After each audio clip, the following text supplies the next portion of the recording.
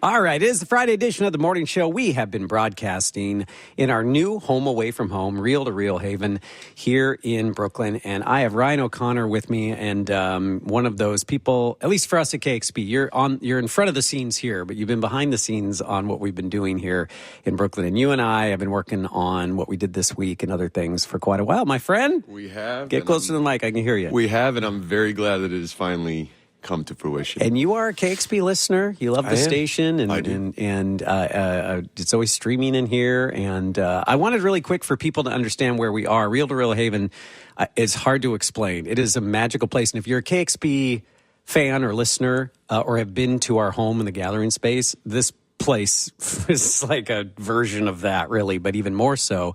You have all these reel-to-reels here and all the tape going on in here. It's like a quick, what is it? What am I sitting in? Sure. You're sitting in a 1920s, 1930s-ish, what they call a daylight factory. When electricity wasn't powerful enough yet. They used the windows above us to eke out the sunlight, work longer hours, plain and simple. The acoustics in here are amazing. Just a very, as you said, magical place. Yeah, the wood behind you, what I'm looking at, like it almost looks like wood used on a railroad or something like that. They don't cut, they would wait much longer back in the day to cut the trees out, so it's much more dense. It actually snapped a screw with a screw gun. It blew my mind, and it's part of what makes this place sound as amazing as it does when we do recordings. And I was here last year when you were just kind of finishing it, but you weren't done. We had just done Kishibashi, and we finished this place in just under 2 months, and we were loopy at the end of it, but we pulled it off, and now we're running this operation quite successfully. If for those out there, if you had the Kishibashi, so they came in, what did they do?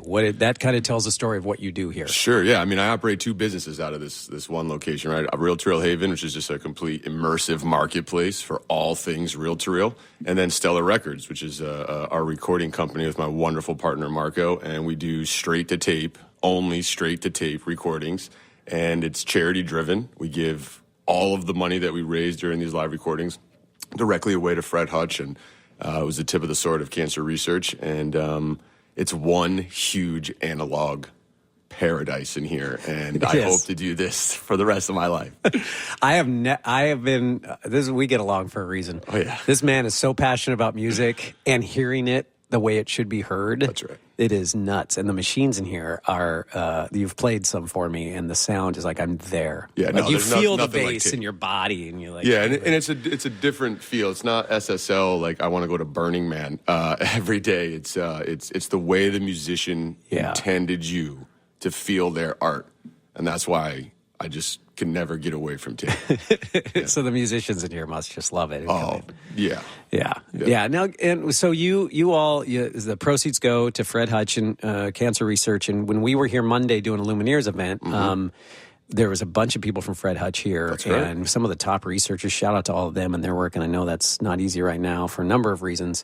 But they were all they're all part of this like community. Correct. It's called the Cancer AI Alliance, and I'm happy to be a volunteers, ambassador sort of folk for this incredible mission. You know, it's dear to me because I almost died from cancer, and my wonderful partner is like my big brother.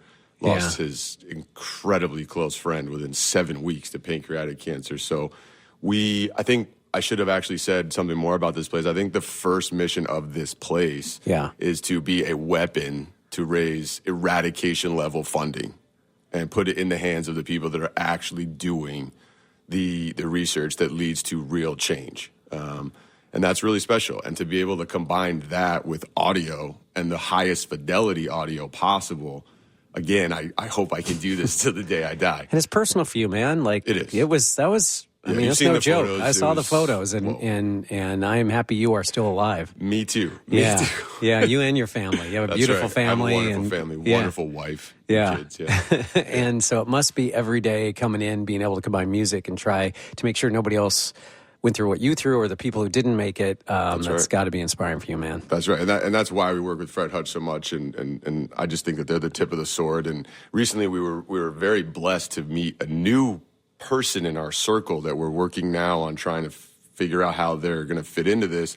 a gentleman named Rainier, and he was at Memorial Sloan Kettering and was is the father of CAR T-cell.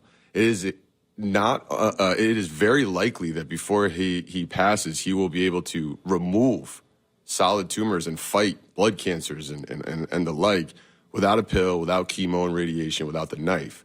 And that I get speechless with that. I stutter with that. That's a game changer. Yeah, I was standing next to him, listening to him talk. Impressive, yeah. And in a time where it feels like you don't have hope. Man, I had hope listening to those guys talk about eradicating cancer. Bruce Clearman of Fred Hutch and Jeff Leake, the chief data officer, and Rainier, the three of them, they give hope. That's what they do. Yeah. It's beautiful. Yeah. I'm talking to Ryan here at Real to Real Haven here in Brooklyn. Shout out to Marco, too, our friend who we had on the other day. He is That's right. another ally of the station and this cancer fight. And I know, he lost his bandmate to cancer. It's personal for him. And I'm going to be going to his fundraiser coming up in Seattle in February as well. Sure. And thanks for hosting us. Like, this has been really nice. You've been great. And the space is just perfect for what KXP does. So thanks, man. We're huge fans. Thank you so much for doing this with us. I can't wait to see he's got so much cooking right now that I'm not going to say any of it on the air, but it's pretty impressive, dude. There's going to be some artists coming through here and recording some big records, I think, and some old ones we may hear. Right. And, and tape there's not many people doing it. It's like, didn't you say there's only 12 people or something that are... I was mentioning the technicians that can actually truly restore these tape decks. I would say if the techs that I have employed here were to break their hands, there's about 12 people on the planet I would allow to touch the tape decks we use to record here. And that's a problem. That's one of my biggest missions, is to get that knowledge transferred to the techs that work here so we can keep this going. And people, you're seeing it. Vinyl, totally. Tape. Like, people want it in their hands. People want a better sound. New generation does as well. It's not just it's not just me and my generation. No, please come in here. I will prove you wrong instantly. He will. Trust me on that. Ryan O'Connor is one of those allies of KEXP that we need out there in the world. And knowing you're over here doing this makes me pretty inspired, dude. So KXP inspires me. You inspire me. You're thanks, a real man. DJ. I mean, you create art, and it's beautiful. Well, I'm sorry to leave. And, I am too, actually. I'm going to be back to being lonely and alone in this private studio all day. I love it so much. All right, we're going to get back to the song. Speaking of love here, man, we got Trio right here.